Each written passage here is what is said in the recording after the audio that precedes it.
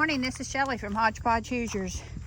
The task for today is this first bed of beans that we planted. I have got several pickings off of it, canned several jars of beans for the winter, but it is time for it to be pulled. I have started pulling them. I'm just, any spare beans that I have missed, I'm going ahead and getting. We're going to get this amended. We have to get irrigation in it because last time we didn't, and it's very hard to water it, but we're getting ready to go into the dry season, so it's going to need water. This one here has had one good picking off of it. So as you can see, I'm going to have to pick it again real soon.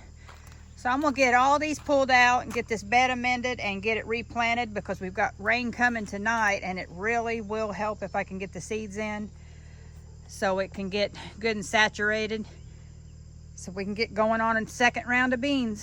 All right, we've got all the beans out, and this is all the beans we come off of it. And if you remember the first time I picked on that, or Jeff to help too, we got this lipping full and another one almost full.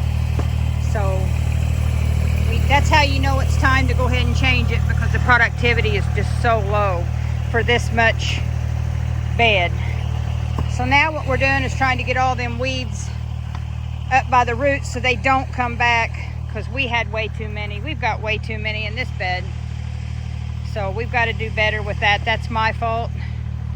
I didn't get my board out for reference for the square foot method. I thought I could eyeball it, and I didn't. So right now we're just getting this all worked up. We're going to fill it full of natural fertilizers, put some Epsom salt in there, maybe a little lime, and try to go ahead and get our irrigation in before we plant seeds so we don't put irrigation on top of the seeds. Okay, we've got our fertilizer in. I got just the general tomato fertilizer, vegetable fertilizer you can put in, Epsom salt, and worm castings. And we're going to work this in. And the next will be we have to lay our irrigation line, and then we can plant the seeds.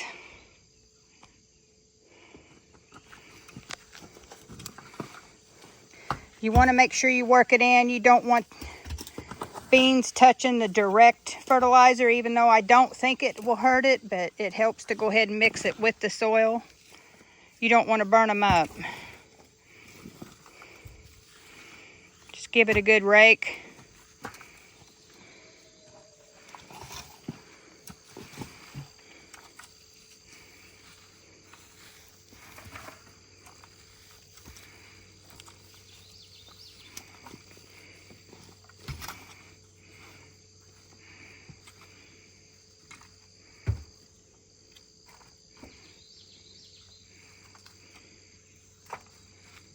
I took the old buckets and I cut the lid off, and by the way, if you didn't see in the short, I did this with a jigsaw.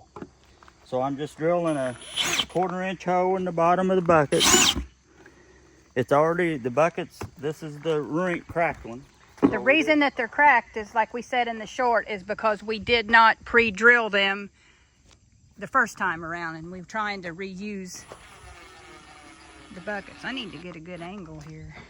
Okay, now what I'm doing now is we had some nails in there with these plastic washers. And if you ain't got them, guys, just go get you some nice big round metal washers and put your, these are inch screws, 6 by 1 inch, I think. And what I did is I put these plastic washers on them. And that holds this there. The whole point to doing that is this. Now you can set your good bucket down in here, and you don't have to drill any holes to hold it down. That bucket holds it down. That's the whole point of this. And we've already had the lids. We didn't rebuy lids or none of that kind of thing. The only cost we really endured here is just these new food grade buckets. And again, not all of them was bad, but we did lose a lot of them per the way that we very first did it. The key here, and pre-drilling would have helped a lot. If you don't have bad buckets, the point is get you a 1/4-inch drill bit and drill a couple holes in the bottom of your bucket to screw to this, even if you're using one bucket. The other way still works fine, just don't forget to pre-drill the bucket.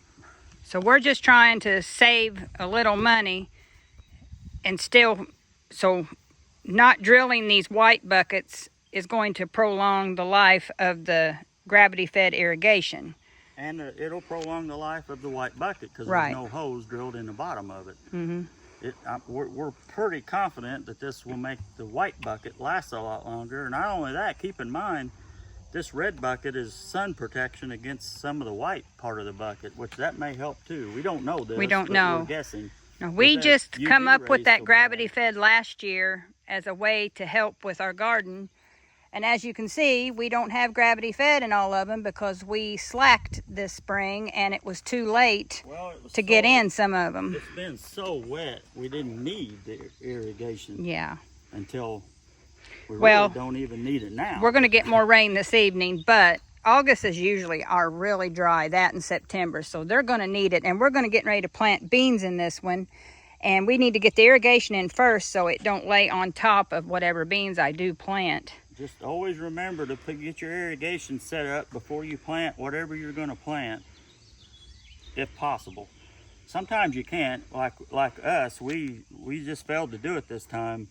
And I think that's why them beans was slacking so fast. Last year we got 400 seeds in here. And this year, because I didn't get my board out and specifically do the square foot, I only got like 230. And then that allowed weeds to come Right. up. The more beans means the less weeds can grow. And that's what happened over here. We did the same I thing did on the that same side. thing. Keep in mind, this bed here, guys, is 4 by 12. So this is a huge bed. So you can put 400 seeds in a 4 by 12 area. And I mean, this thing is huge. It takes a lot of dirt to fill it, but we've got good quality dirt now. And when she gets all 400 seeds in here, hopefully a little bit more than that even, to really crowd the beans so that the weed seed can't grow. They don't get no sunlight. That's the whole point of it. It really works great. Last year in our videos, if you go back in our videos, you can look. And also, don't forget to go back in our videos and view how we did this first. I'll link that in the description. Just remember, pre-drill with a 1/4 inch bit, or 3/16 would work too, as long as you use a number 6 screw. Just pre-drill the bucket, then you don't have to have 2 buckets. This is just because we had them and we didn't know what we was going to do with them, and it was already cracked. So why drill more holes in a new bucket and go through that, you know? This is less chance, and now we can just, at the end of the season, we can take this out and store it out of the weather. And these can just stay there. We got the irrigation line all got these weed cloth fabric staples holding them down. So now we'll come in and plant beans, which that can be any time, and then we'll have to get the dome thing that we got right there and put over it because birds like to get in here and pluck all the seeds out. So this bed's done, and then he's got another bucket set up because we didn't get the irrigation in this one either. So this one's got probably another 2 weeks, and then it'll get pulled out and we'll plant it again. So by the time this one's getting done picking, when it's matured, this one will be ready. Okay, we've got the T-post in here, and what we're going to do now is we're going to get the shade cloth on, and we're going to try something a little different this year.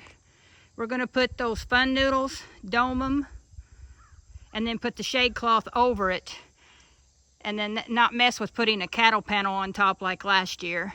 So that'll give it a little more height, and hopefully it'll be easier putting the shade cloth on. Now, we don't know if this idea that we have is going to work. We got the fun noodles laying there. If it don't work, you're going to find out when we find out. But we're hoping it does. One thing we think we should have done was bought the bigger noodles so the hole would be bigger to go over the T-post. So if it don't fit, then we'll have to go buy some more.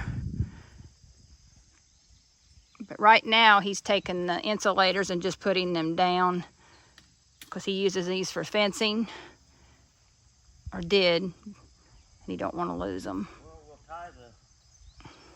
size of things of these. Yeah. All right, he tried it. Yeah, they're too small. So we're gonna have to go get the supersized noodles. My onions here is done. I think I've always heard you can't pull them when it's wet. So I need to wait for a good dry day and then get them out so they can start curing. Sunflowers is getting real close to opening. These are the dwarf variety. So I guess the shade cloth's on hold for now, so it's about all we can do. Now it's time to get inside, and we picked a bunch of cucumbers, so I'm gonna start pickling, snapping beans, and we also bought corn yesterday, so busy day preserving.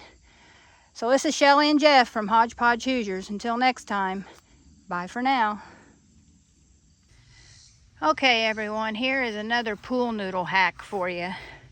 Every year we put our shade cloth up over our tomatoes when the heat starts getting really intense. And we needed some extra height and we didn't want to spend a lot. We've been putting a cattle panel across the top of these T-posts. Well, this year we bought the super-sized fun noodles, which they's a little more expensive. They's like $4 a piece. My husband actually took a drill bit and he drilled the hole in the fun noodle a little bit bigger so it would slide over the T-post. So we gained that extra height right there. And the shade cloth slid over it real easy, and it'll protect it because the fun noodle is foam. So just a quick little easy hack for you if you need something to go underneath your shade cloth. Have a great day.